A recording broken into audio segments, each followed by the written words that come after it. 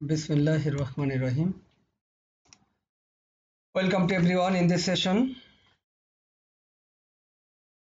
আমরা যে কোর্সটা নিয়ে আলাপ করব, কোর্সের টাইটেলটা হলো অ্যাডভান্স ফাইন্যান্সিয়াল রিপোর্টিং।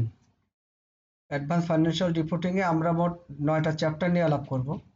এই 9টা চ্যাপ্টারের ফার্স্ট চ্যাপ্টার যেটা, সেই চ্যাপ্টারটা হলো ফাইন্যান্সিয়াল রিপোর্টিং ফান্ডামেন্টালস।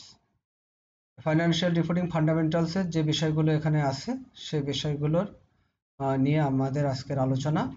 এই আলোচনায় আমাদের ফার্স্ট চ্যাপ্টারে একটা ছোট্ট পার্ট থাকছে আলোচনায়। সেটা দুইটা বিষয় থাকছে। একটা হলো অ্যাকাউন্টিং এর কনসেপ্টটা নিয়ে, আর অ্যাজাম্পশন নিয়ে, বেসিক অ্যাকাউন্টিং এর বেসিক অ্যাজাম্পশন, এই দুইটা বিষয় নিয়ে আজকে আমাদের আলোচনা হবে ইনশাল্লাহ। দ্য বেসিক অ্যাকাউন্টিং কনসেপ্টটা আমরা ছোট্ট করে জেনে নেই। Accounting is the process of collecting, recording, summarising and communicating financial information. এটা আমার দেওয়া একটা সংজ্ঞা, মোহাম্মদ রবিউল ইসলাম। আমার একটা বই আছে এটার উপরে, এই বই থেকে সংজ্ঞাটা আমি এখানে নিয়েছি। আর ওয়েগান কিমেল কাইসো ওনারা একটা সংজ্ঞা দিয়েছে, খুব চমৎকার সংজ্ঞা। Accounting is an information system that identifies, records and communicates the economic events of an organisation to interested users. এখানে আমরা রেড মার্ক করা যেগুলো, সেই বিষয়গুলো সম্পর্কে আমরা এভাবে বলতে পারি যে এই যে আইডেন্টিফাইজ, রেকর্ডস অ্যান্ড কমিউনিকেটস, এটা হলো অ্যাকাউন্টিং এর information system that identifies, records and communicates. এই তিনটা বিষয় অ্যাকাউন্টিং করে।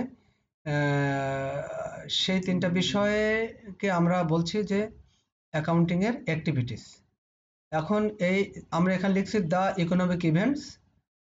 ইকোনমিক ইভেন্টসে এই তথ্যগুলো লেখা হয়, এই জন্য আমরা বলেছি কমিউনিকেট দি ইকোনমিক ইভেন্টস।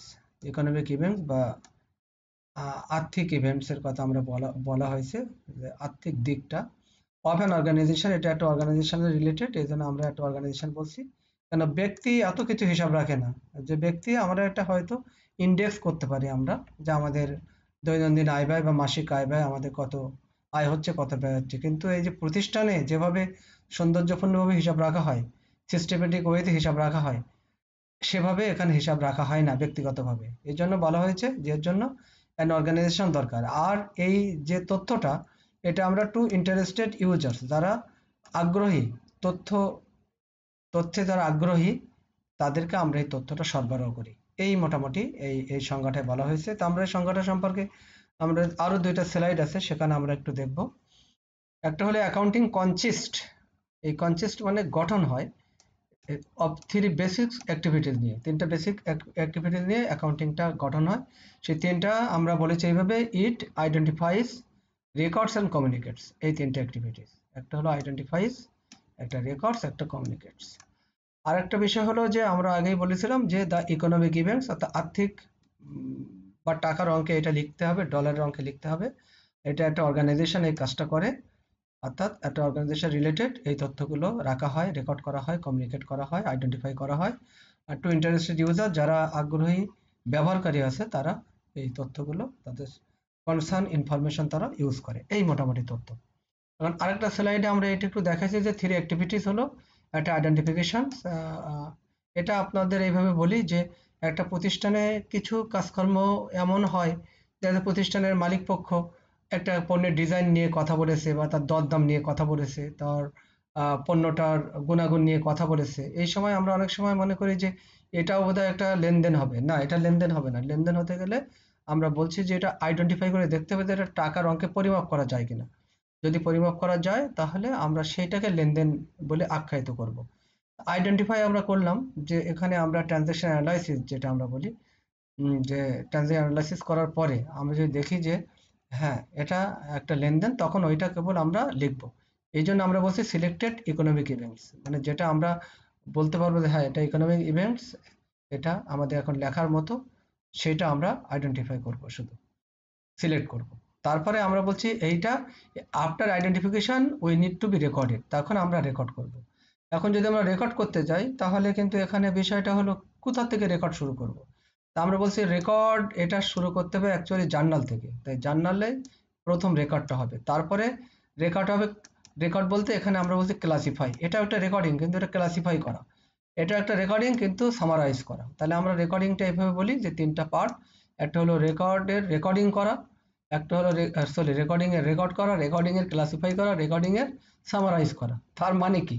মানে এটা খুবই সহজ। এই রেকর্ড বলতে এখানে জার্নাল এন্ট্রি করব আমরা।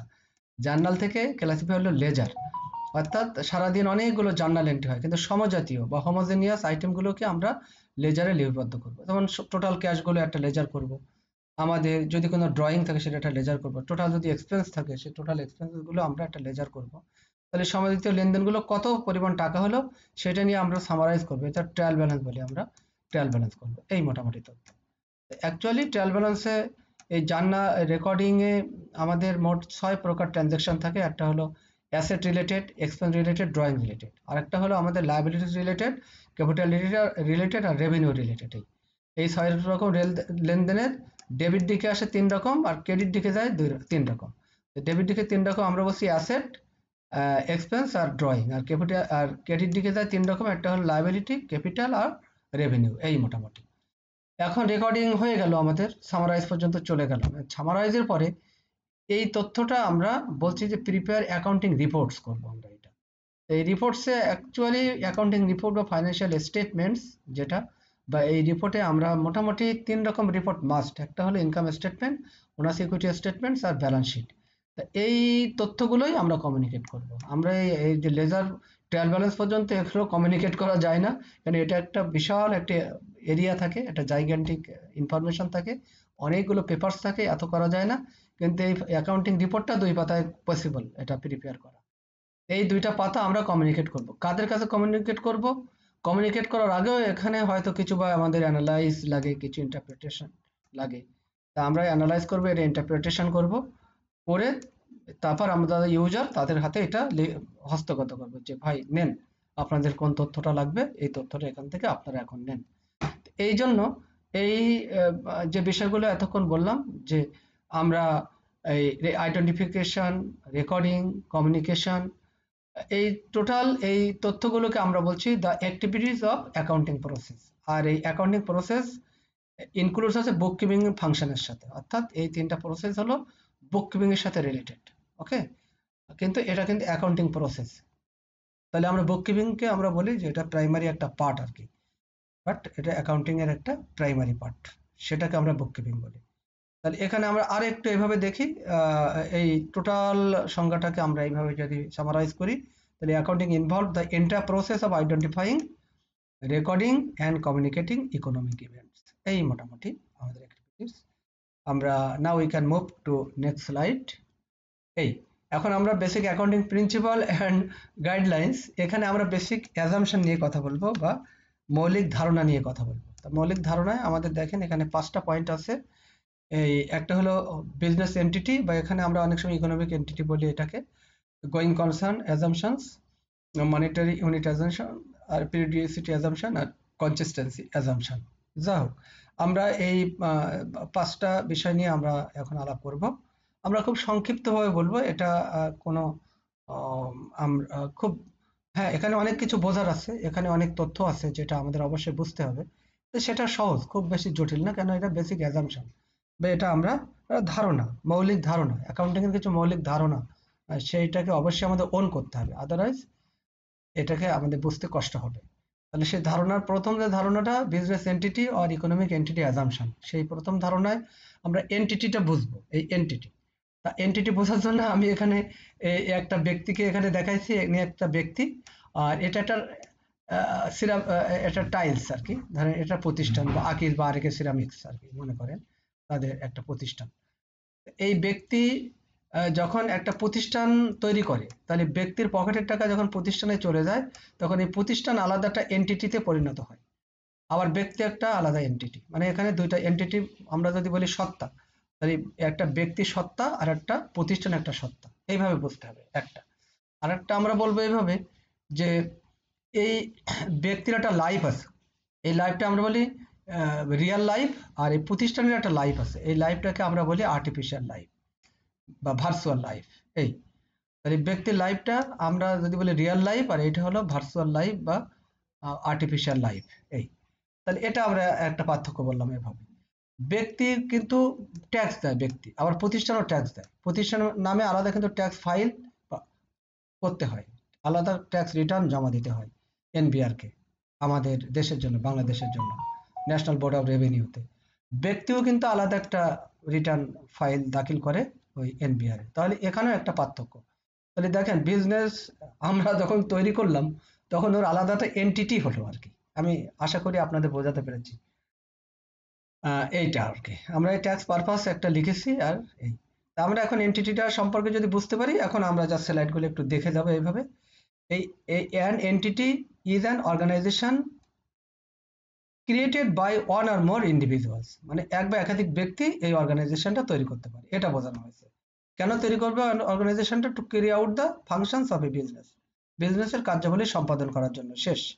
And that maintains a separate legal existence, এবং এটা একটা সেপারেট লিগাল এক্সিস্টেন্স তখন মেনটেন করতে হবে।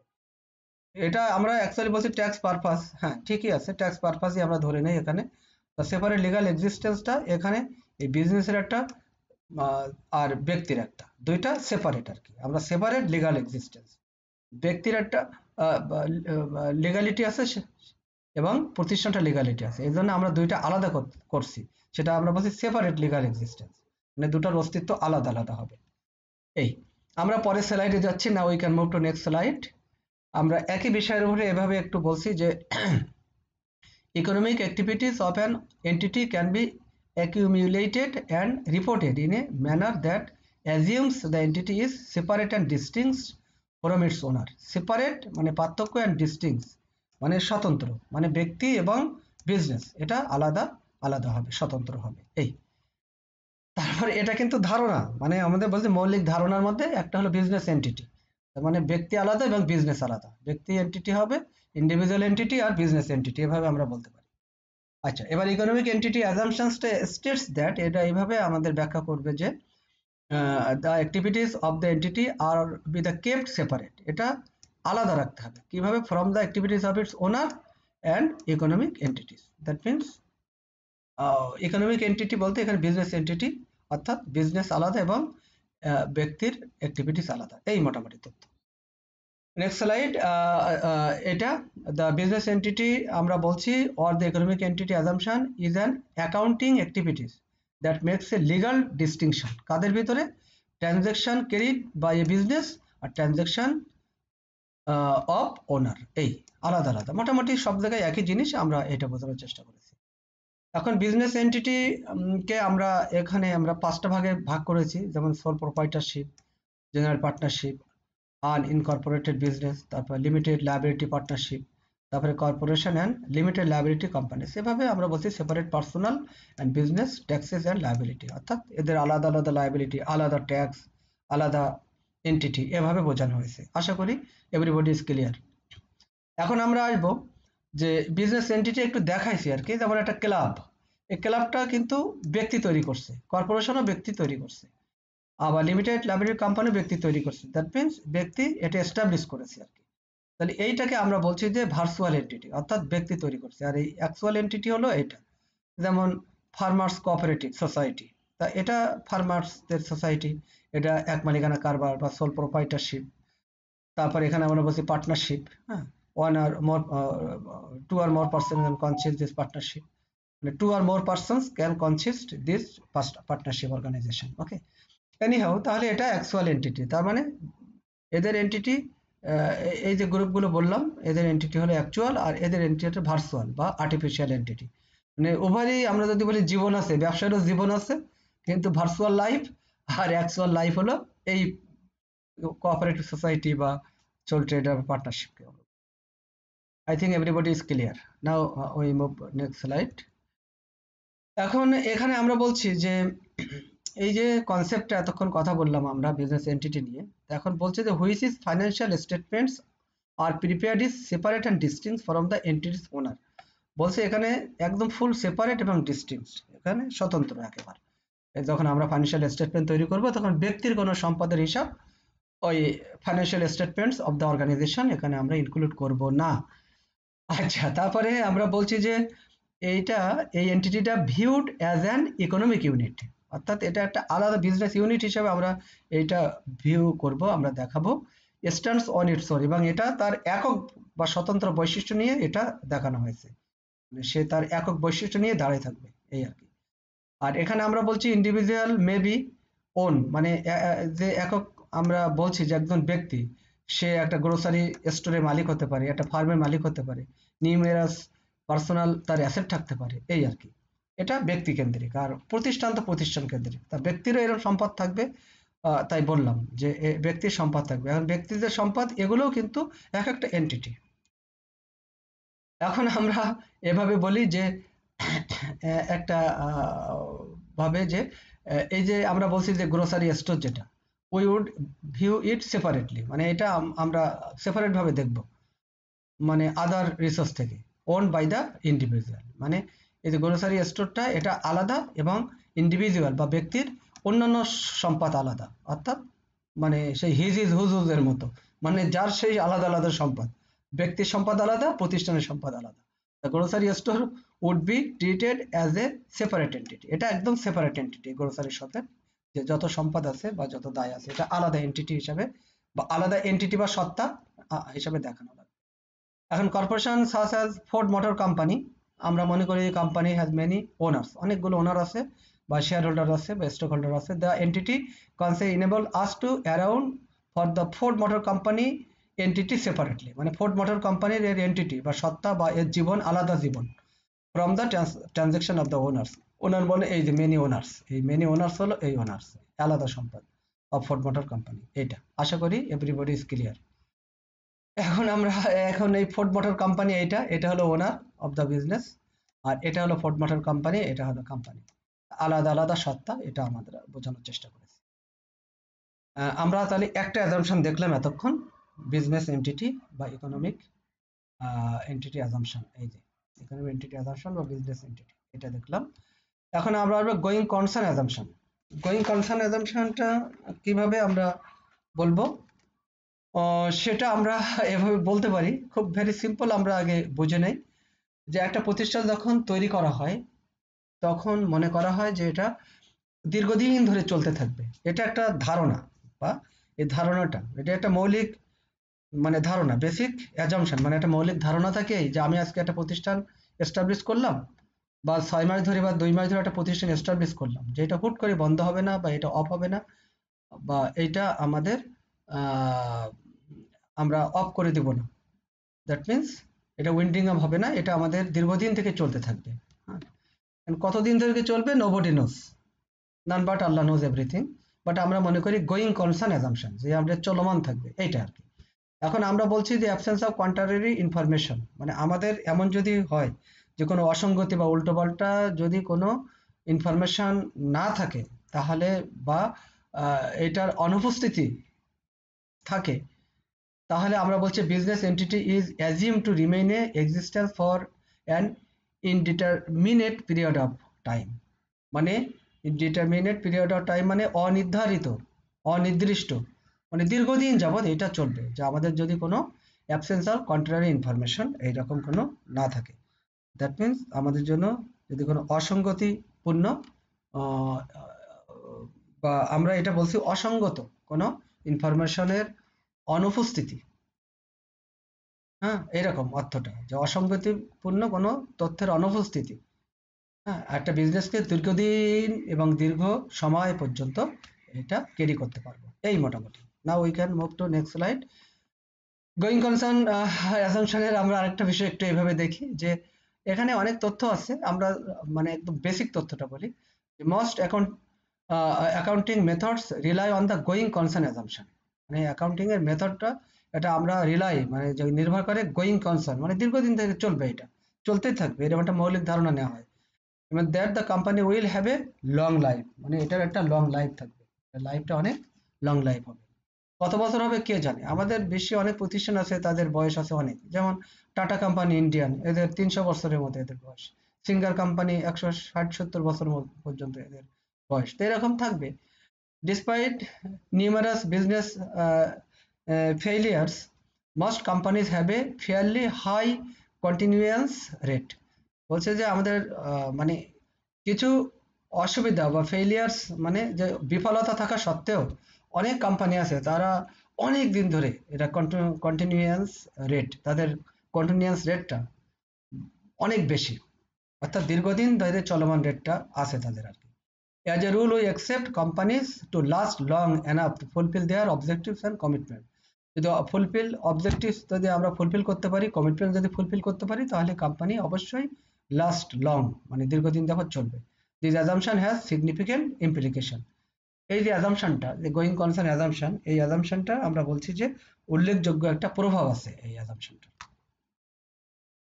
এখন monetary unit assumption, monetary unit এটা আমরা নর্মালি এভাবে একটু বলে নেই। মনিটারি ইউনিট বলতে এমন কিছু না যে প্রত্যেকটা প্রতিষ্ঠানে যে লেনদেনগুলো সংগঠিত হয় এটা আর্থিক ফিগারে লিপিবদ্ধ করতে হবে। এইটা একটা মৌলিক ধারণা আমরা মনে করি।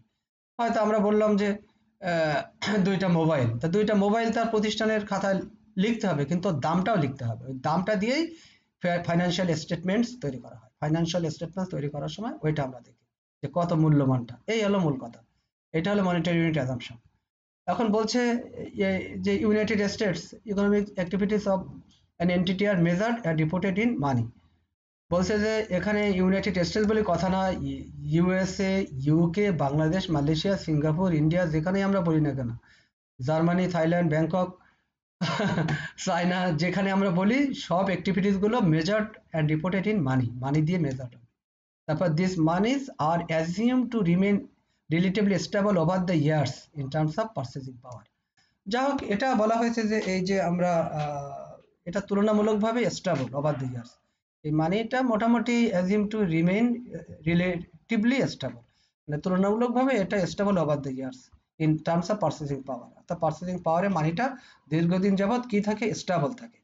যেমন হ্যাঁ, স্বর্ণের দাম আমরা বলতে পারি, স্বর্ণ দিয়ে তো কেনা বেচা একসময় ছিল, রিয়া দিনার ছিল, এরকম স্বর্ণ মুদ্রা ছিল, দিরহাম, দিনার।